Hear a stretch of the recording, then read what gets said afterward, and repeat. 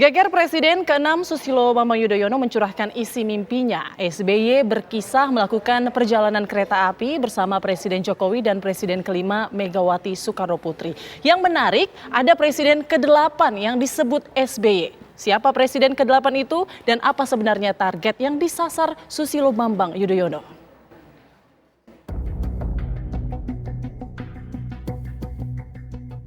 Presiden ke-6 Susilo Bambang Yudhoyono berkicau menceritakan mimpinya berada satu perjalanan kereta api dengan Presiden Joko Widodo dan Presiden ke-5 Megawati Soekarnoputri. SBY juga menyebut ditunggu Presiden ke-8 yang telah membelikan tiket karcis kereta api Gajayana ke arah Jawa Tengah dan Jawa Timur. Mereka sempat ngopi bersama. Setibanya di Solo, SBY dan Jokowi turun. Jokowi pulang dan SBY menuju Pacitan, sedangkan Megawati berziarah ke makam Bung Karno. Elit Partai Demokrat Hinca Panjaitan menilai cerita mimpi SBY sebagai pesan soft landing jika pemimpin ada masanya.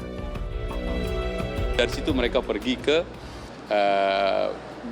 Gambir, naik kereta api. Karena Pak SBY itu suka naik kereta api. Saya berkali-kali menemani beliau naik kereta api. Lalu turun di Jogja.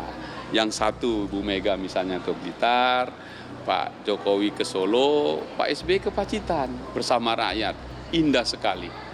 Pesan yang disampaikan adalah pesan moral kepada generasi berikutnya bahwa negarawan yang tiga ini yang masih ada adalah negarawan yang memberi contoh kepada masyarakatnya bisa bersama-sama. Dan itu yang saya sebut soft landing, kembali ke masyarakat. Karena semua pemimpin ada masanya, semua masa ada pemimpinnya. Bagi Ketua DPR yang juga Ketua DPP PDI Perjuangan Puan Maharani, mimpi SBY sebagai pertanda kebersamaan dalam membangun bangsa.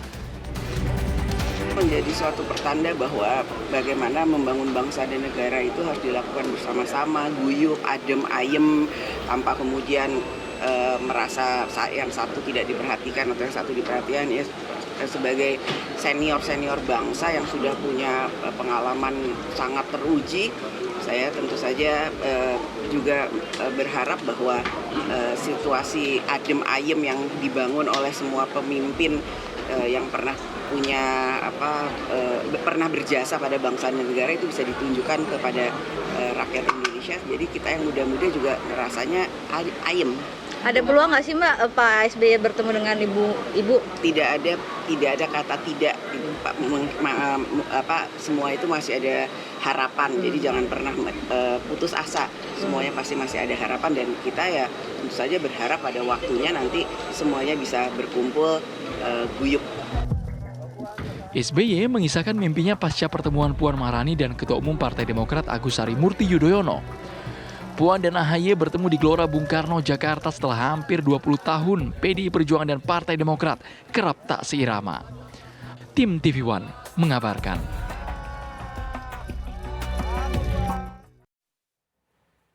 Ketua Umum Partai Kebangkitan Bangsa PKB Muhaimin Iskandar menemui Wali Kota Solo Gibran Rakabuming Raka di rumah dinas Wali Kota Solo. Caimin mengaku kedatangannya menemui Mas Wali untuk bersilaturahmi sekaligus menitipkan PKB di Kota Solo.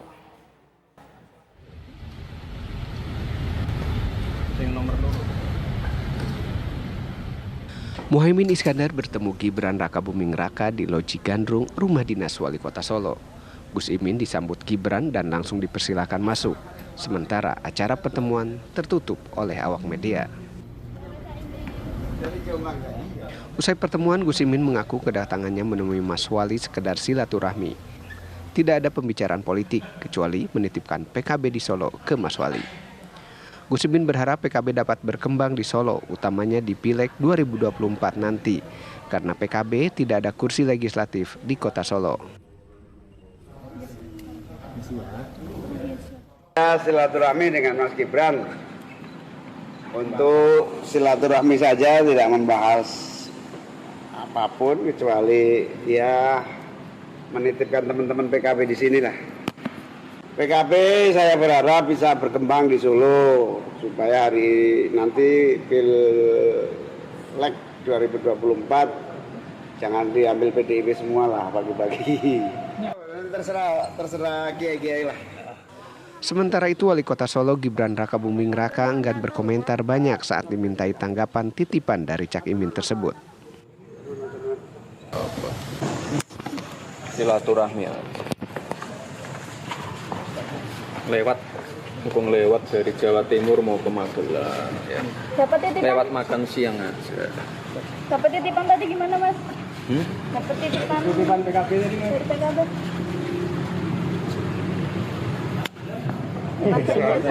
Semua tokoh dititip Mas ini, Mas. Sudah pernah ngobrol ataupun ketemu? Akan bagi-bagi kursi nanti. Bagi-bagi kursi? Enggak, saya siapa? Bagi-bagi kursi. Boleh ngomong persen. Jelang Pesta Demokrasi 2024, Wali Kota Solo disibukkan dengan kunjungan sejumlah pejabat dan tokoh politik nasional. Di antaranya Prabowo Subianto, Giring, dan Erick Thohir. Dari Solo, Jawa Tengah, Effendi Rois, TV One mengabarkan. Ratusan petani Kabupaten Banyumas dan sekitarnya di Jawa Tengah mendeklarasikan diri mendukung bakal calon Presiden Anies Baswedan. Deklarasi ini difasilitasi simpul relawan Anies Baswedan. Melalui Laskar Aman, para pejuang pangan di Jawa Tengah ini menyampaikan harapan besar agar Anies Baswedan bisa terpilih menjadi presiden di Pilpres 2024. Dalam deklarasi, para petani yang hadir dari berbagai kabupaten kota di Jawa Tengah menyampaikan persoalan yang dialami selama ini. Mereka berharap agar mantan Gubernur DKI Jakarta itu nantinya peduli dan memperhatikan aspirasi petani, baik di Jawa Tengah maupun di seluruh Indonesia.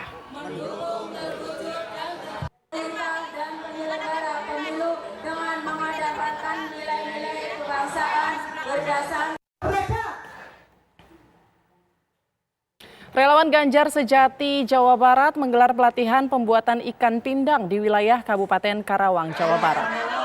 Siapa kita? Pelatihan digelar di Dusun Cicinde Utara, Kecamatan Banyusari ini dilakukan guna mendongkrak perekonomian keluarga. Relawan Ganjar sengaja mendatangi masyarakat yang mayoritas perajin atau penjual ikan pindang untuk memberikan simulasi agar hasil olahan bisa meningkat. Relawan juga memberikan pelatihan dan sosialisasi agar tetap konsisten dalam meningkatkan penjualan ikan pindang tersebut. Tak hanya pelatihan, kegiatan ini digelar sekaligus mensosialisasikan sosok Ganjar Pranowo yang akan maju menjadi calon presiden di pemilu 2024.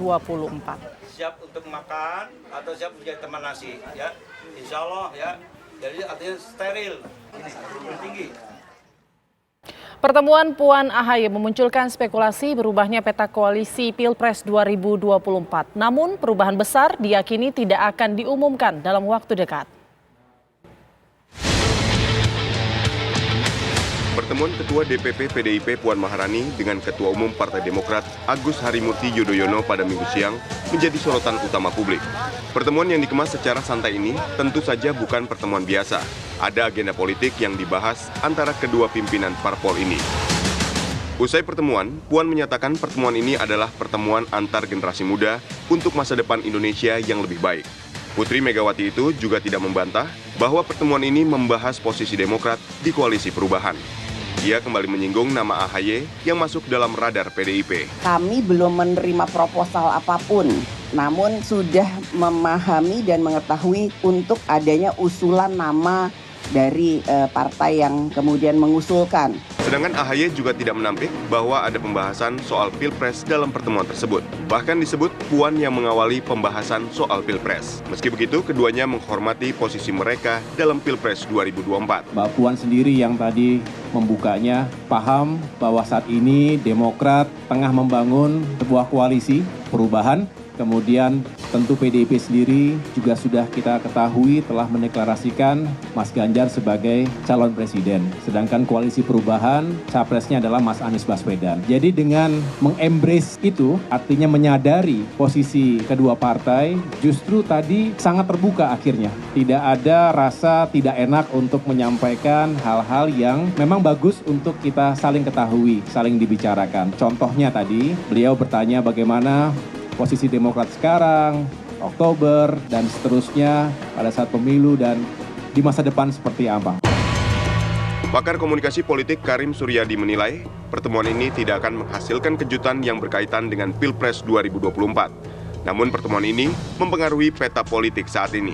Saya sering melukiskan pertemuan ini menjadi poin bagi PDIP, kemudian temptation atau godaan bagi AHY, sekaligus juga challenge atau bahkan mungkin pressure bagi Anies Baswedan. Itu yang pertama. Yang kedua, saya tidak melihat potensi yang terlalu jauh gitu dari pertemuan kemarin, karena kalau dalam sepak bola ini baru ya position football gitu ya.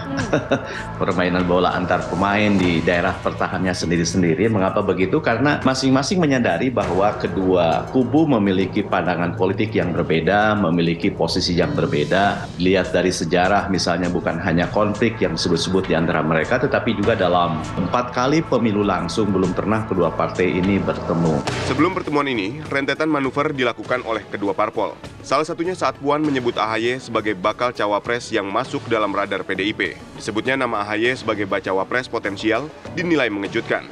Pasalnya PDIP dan Demokrat dalam 2 dekade terakhir selalu berseberangan. Di sisi lain, Partai Demokrat yang berada dalam koalisi perubahan memberikan ancaman. Mereka akan mengevaluasi dukungan jika Anies Baswedan tidak segera mengumumkan nama bacawapres. Dalam beberapa kesempatan, AHY menyatakan ambisi politiknya untuk maju dalam Pilpres 2024. Demokrat pun menyodorkan nama AHY sebagai pendamping Anies Baswedan. Lalu, apa hasil dari pertemuan antara Puan dan AHY?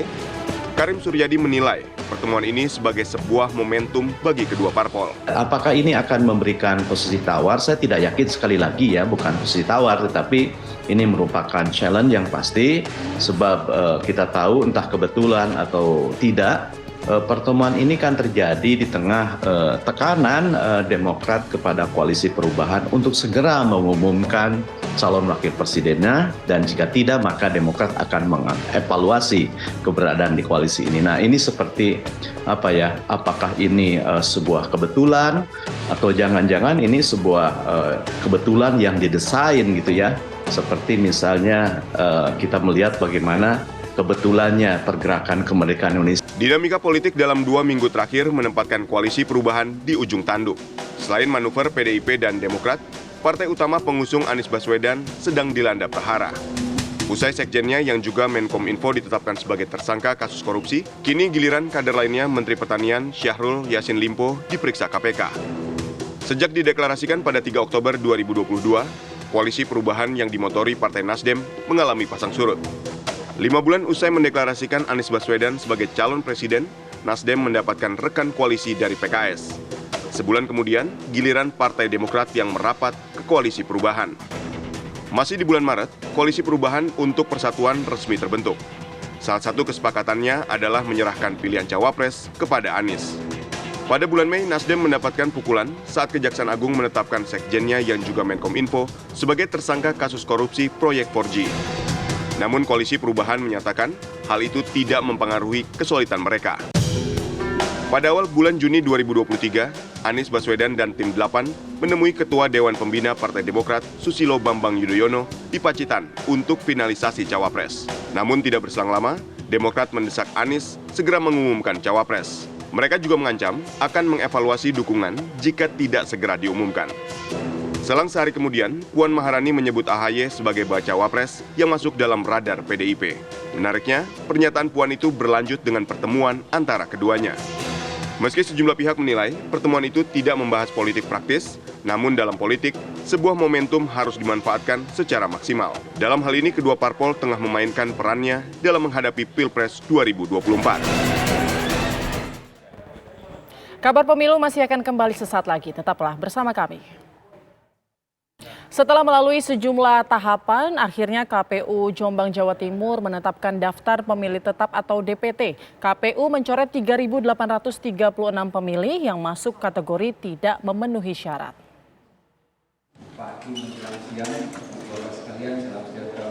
Rapat pleno terbuka penetapan daftar pemilih tetap atau DPT pemilu tahun 2024 dilakukan KPU Jombang yang dihadiri Komisioner KPU Provinsi Jawa Timur. Seluruh PPK se-Kabupaten Jombang, Bawaslu, TNI, Polri, utusan partai politik juga hadir dalam rapat pleno ini. Hasil rekapitulasi setiap kecamatan kemudian menjadi jumlah total se-Kabupaten. Setelah melalui proses tanggapan dan masukan, akhirnya DPT Pemilu 2024 ditetapkan. Daftar pemilih tetap pemilu 2024 kabupaten berjumlah 1.011.402 orang dengan jumlah TPS 3.858. Dalam rapat pleno juga disampaikan ada 3.836 pemilih masuk kategori tidak memenuhi syarat atau TMS.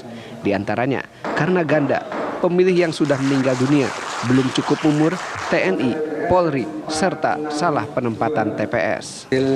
Rekapitulasi daftar pemilih tetap itu untuk laki-lakinya berjumlah 506.944, pemilih perempuannya 504.458, sehingga total jumlah laki-laki perempuan 1.011.402